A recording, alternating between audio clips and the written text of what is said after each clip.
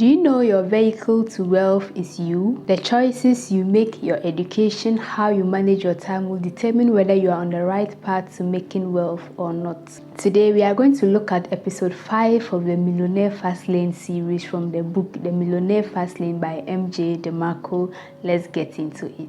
The first point here is to own yourself first. If you have read the book The Richest Man in Babylon by George S. Clason, the central point of that book is to pay yourself first. In fact, I've made a video about it. I'll link it somewhere here.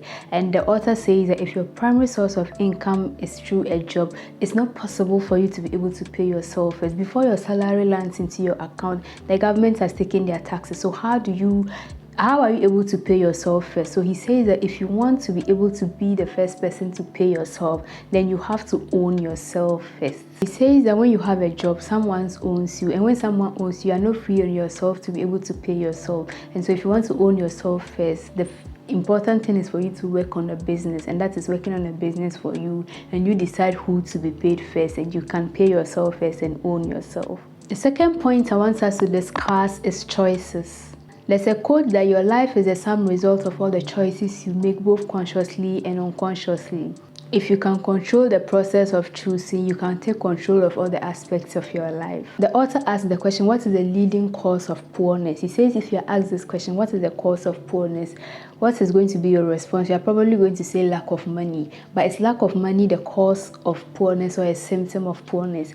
Is it lack of education? Is it lack of opportunities? All these are symptoms. He's saying that the cause of poorness is actually based on the choices you make. He indicates that you are where you are based on the choices you make, and so your lifestyle choices can either make you a millionaire or not. And so he says that if you are dissatisfied with your life, then your choices must take full responsibility of it.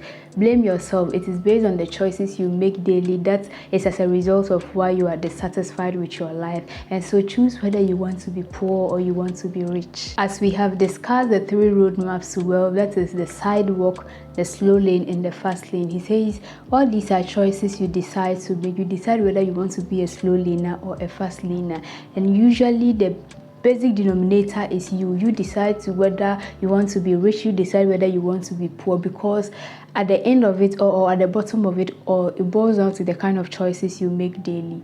He indicates that people actually don't choose to become poor, but the kind of decisions they make daily slowly assembles them to becoming poor. And so this can be applied to other aspects of life. People really don't choose the kind of bodies you like. Sometimes genes determine certain bodies, but the kind of foods makes you choose the kind of person you want to be. If you decide to exercise or not, that leads to the kind of person you are voting or choosing yourself to be. If you decide to go to school, if you decide to learn as a person, it's still choices you are making. So it's the choices you make that determines whether you want to be wealthy or you want to be poor. And so here he says that what's chosen today actually impacts your life forever. Sometimes it's just one small decision, one small thing you said, or one small thing you decide to do that will change the trajectory of your life. If you want, you can read the book Atomic Habits by James Clear, which says that tiny changes will lead to remarkable results. And he tells us how we are able to develop habits, how 1% change in your life every day can make you become 37% times better at the end of the year. And that is what the author is saying, is the choices you make daily, the small choices you make. You decide to work out or not, you decide to eat healthy or not, you decide to save or not, and all of those things will compound later in life into the kind of person you have been choosing to be, whether you either consciously chose or unconsciously did the decision. Still talking about choices, the third point I want us to discuss is the choice of perception. Charlotte Gilman says that until we see what we are, we cannot take the steps to become what we should be. The author says there are 2 types of choices: choice of perception, which are your thought patterns, and then choice of actions, which are if you decide to read. So choosing to read is choice of action.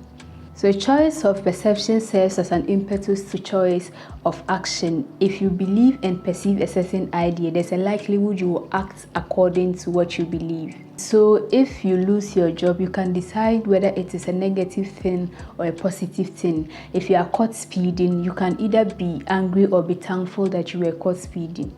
And so how you perceive usually leads to how you act. And he says that this also makes us look at the world in different frames of mind. So if you are surrounded by words like I can't, I can never, I would never, Likely, the truth is that you actually would never also be able to do those things, or you can't be able to do them. And the question is, do you believe or do you think you can earn $1 million a month? If you think you can't, you actually would not or will never be able to earn. If you think you can, ask the person who earns $1 million a month, and they will tell you how they did it and the kind of things they think and the choices they make. And so with things like this, what you believe is what you will start working towards. Do you believe that you can retire at any age and not necessarily when you are 60 or 65 years? Do you believe that the stock market isn't a guaranteed way to success? Do you believe that a job is as risky as having a business? So if you want extraordinary results, you have to have extraordinary thinking. You have to begin to think and believe things differently than what you have been told that the norms and what society shows you.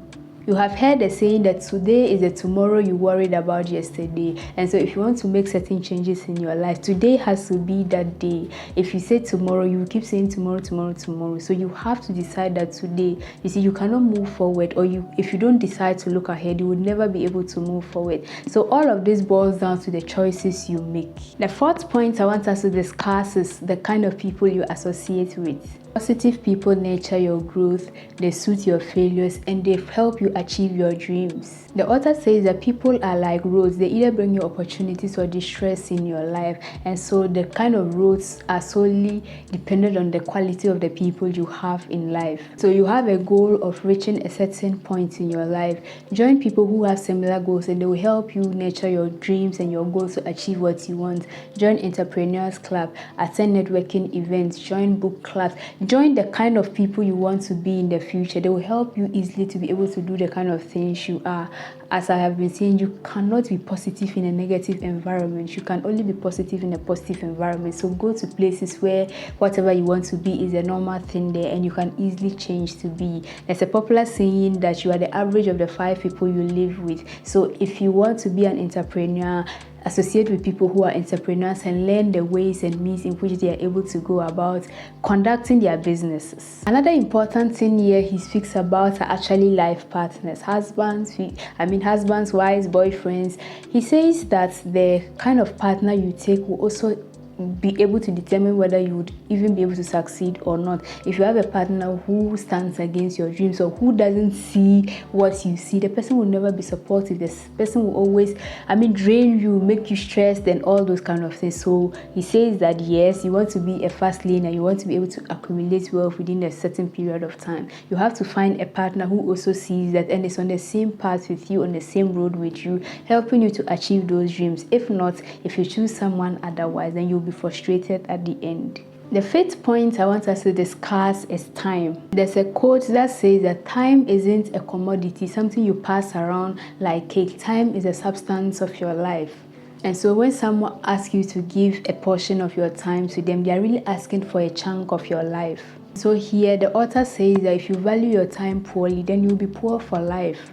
The author says that time is the greatest asset you have as a person, not even money. Because when your clock ceases to tick, that means that is the end of your life. No amount of money you have in your account will be able to save you. And so people in the fast lane know this, and they usually utilize their time very well. And that is why they are on the path of fast lane to achieving wealth instead of using the slow lane in which nothing is guaranteed. The good thing is that everyone has the same amount of time, so 24 hours a day. What you decide to do with that time is dependent on the results you will get. So the choices you make, the decisions you make, the work you decide to do within the 24 hours will compound to become what you have been wanting to do. And that is what the fast laners actually do. They know that time is a very scarce resource. He said that even money is abundant than time, and because time is very limited and it's a scarce resource, they make the most out of the time they have in their hands. So also make the most out of the time you have.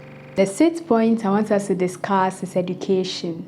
Albert Einstein says that education is what you remember after you have forgotten everything you were taught in school. And so graduation is not the end, it is actually the beginning. What you know today cannot be able to help you to do the things you want to do tomorrow. You have to continually learn, you have to reinvent yourself, you have to pursue knowledge, you have to broaden your mind, you have to read books, you have to do a lot of things to educate yourself, to be able to know what is happening currently and to be able to use that knowledge to do the things you want to do.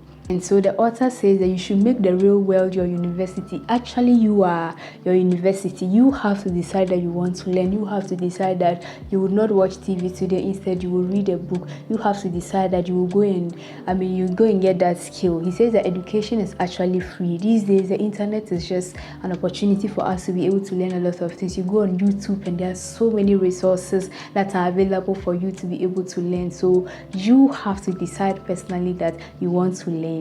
So there's a saying that the investment in yourself is the best investment. Investment in self yields the highest returns, right? And so you would have to decide. He says that you either decide to educate yourself today or learn today, or you pay for its consequences in the future. And he mentions life strategies and life universities as a person you can follow. The first one is driving university. He says that anytime you are driving, instead of just playing music and dancing along, you can listen to an audiobook or podcast. Another is called Exercise University, and it's the same thing. When you are exercising, listen to audiobooks, listen to financial news, listen to things that engages your mind and make you better. Another is the Waiting University. He says if you know that when you go to a certain place, you'll be made to wait for a while, go along with a book in which when you are waiting, you pass the time by reading the book and get knowledge. Another is the Toilet University. He says most of us spend a lot of time in the toilet, just sitting down, scrolling through social media, or just sitting down thinking. You can go there with a book or something just to engage your mind. He asked the question, are you interested or are you committed? Interest will just read a book. Commitment with someone who applied the book more than 50 times to their life. Interest is after your job, you say you are tired, maybe I just spent 30 minutes on one business idea I've been thinking about. Commitment is someone after work, they would come back and sit down and work on that business idea every day of the week. And so he says with this, you have to distance yourself from most people. Yes, most people want success. Most people want financial freedom. Most people want to enjoy life. Most people want to travel the world. But are they able to commit to it? Will they be able to work on it, or they just think about it, just talk about it? Thinking doesn't lead to anything until you decide to act on it. So he says that be far away from most people and actually get to work. Are you willing to sacrifice your salary? Are you willing to even sleep in a car? Are you willing to be doing things that people see as not normal, but you are building your future? They don't be like most people who just talk and don't act. So remember that you are the vehicle to wealth. You are the one who decides. It's the choices you make, it's the decisions you make. Do you educate yourself? Do you value your time? Opportunity, he says, doesn't care about timing. Time is really perfect. There's usually no perfect time for you to actually start something. Sometimes you just have to get up at 1 midnight to start the thing. And so invest in yourself, work on yourself, and you'll be on your way to achieving wealth. Kindly subscribe to the channel if you haven't already. Smash the like button, and I'll be bringing you part 6 of this Millionaire Fastlane series. Do catch up on the first 4 parts. I'll see you later. Bye.